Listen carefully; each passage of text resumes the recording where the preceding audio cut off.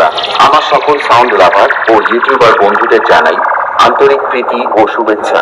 বাঁকুড়া থেকে আপনাদের সেই জনপ্রিয় সাউন্ড সার্ভিস যখন ছোটা ভীম গানটা দিয়ে শুরু করতে চলেছে, তখন তো আপনাদেরকে বক্সের সামনে থেকে সরে দাঁড়াতেই হবে। কারণ সাউন্ড সার্ভিসের সেই ভয়ানক প্রেসার আপনাদের শরীরের পক্ষে যেমন খুবই ক্ষতিকারক, আর সাউন্ড সার্ভিসের সাথে পান্না নেওয়াটাও খুবই বিপজ্জনক।